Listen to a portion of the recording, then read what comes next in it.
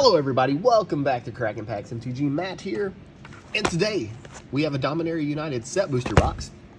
Haven't done many of these yet. These were actually delayed by Wizards. There were some out in the wild pre-release weekend and a few last week, but so far these have been slightly harder to get than other boxes.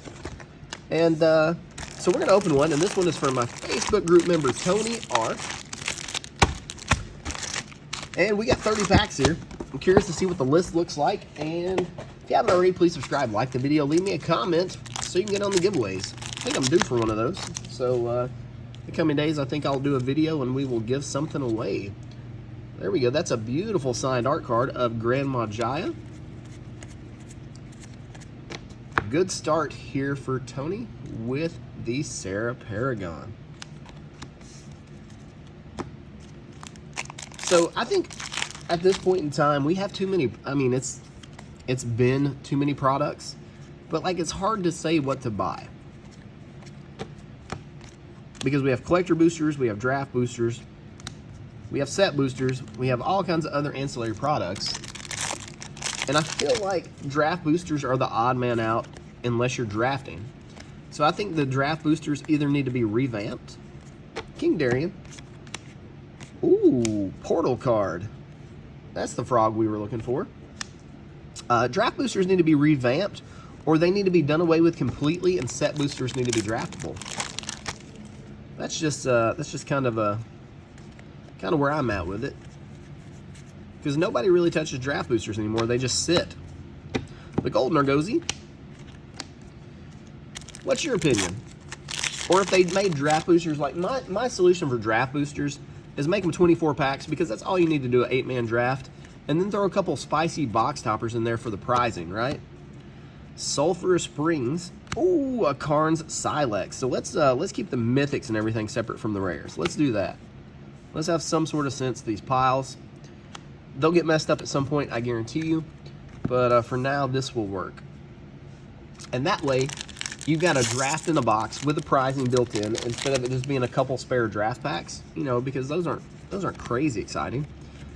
And you know, normal people would want to open them just because they've got a couple extra toppers. Make them draft box exclusive to those. And we got a nice little list, or a decent little list here with a Batter Skull.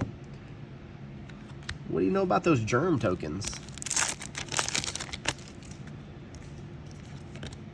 Pretty good box so far. No complaints on this one. Aether Channeler. Stained Glass. So the Stained Glass cards are probably my favorite treatment out of recent sets, especially the textured ones. Just bring a little bit of a different element. You know, you have the textured ones that have in the collector boosters, of course. You know, they have the super glossy artwork, and then the text boxes and the borders are kind of textured, and it adds a good bit of contrast.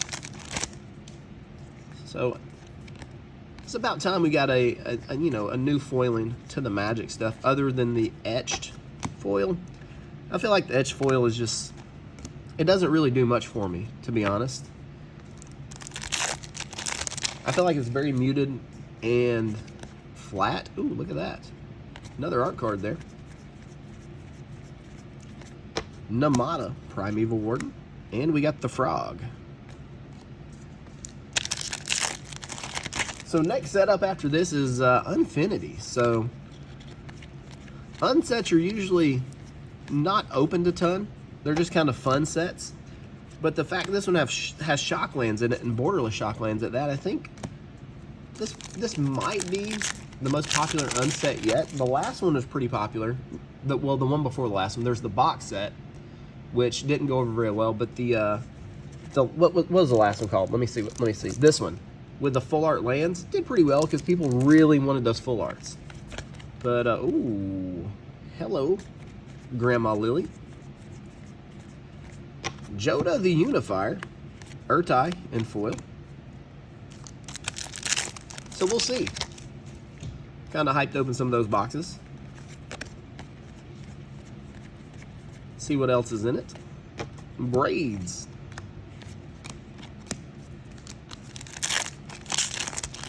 And then, of course, the hype is already building for Brothers War.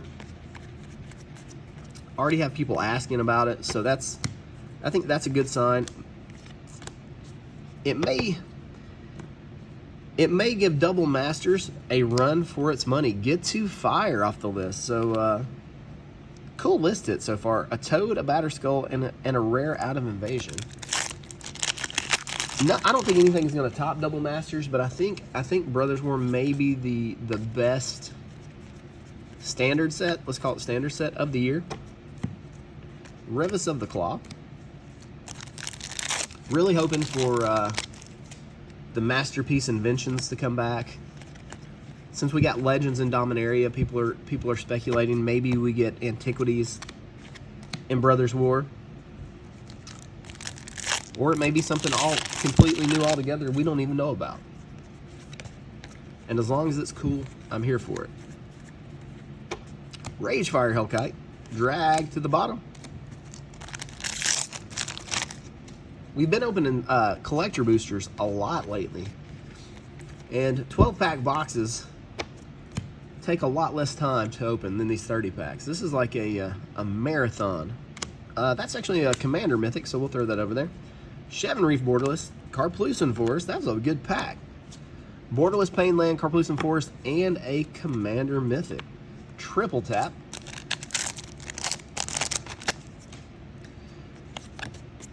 Shiny Island. Green Widow. This is a regular one. This is not a tap. They have a misprint of this in some booster boxes that says tapped twice on it instead of just the one time.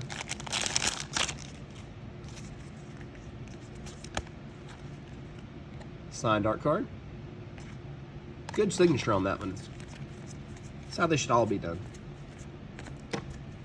Maria, Scholar of Antiquity, and a Ajani Sleeper Agent. Still looking for that Shelly or that Lily. We would take either one right now.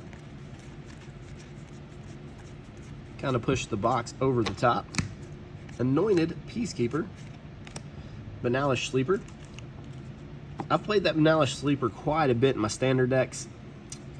Don't know if it's it always seems to work out. Don't know if it's the right pick or the right play, but it always seems to get there for me in the right situations.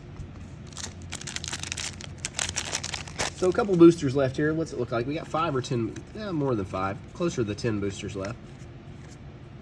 Emperor Mahai the second. Caves of Koilos. Nice back there.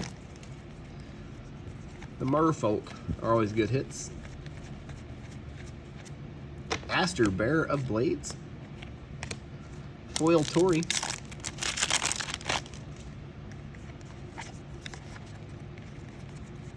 Molten Tributary. We got the Red Defiler. So which one of the Defilers is going to be the best one? There's going to be one of those that like gets played a ton, carries a little bit of value, right? There's usually one out of each cycle of cards in a set that do well. Which one of them do you think it is? Rith, Stained Glass, and a Reality Hemorrhage. So 4 list cards so far. So that's roughly one in every 8 packs. Something like that, give or take. And there we go. Second Sunrise for a 5th one. That's another rare. Out of Mirrodin. 3 more packs after this one. Solid box. Nothing crazy, but you know, lots of good cards here. Threats Undetected. This is actually one of my favorite cards out of the set. It may not be good, but personally, I really like what it does.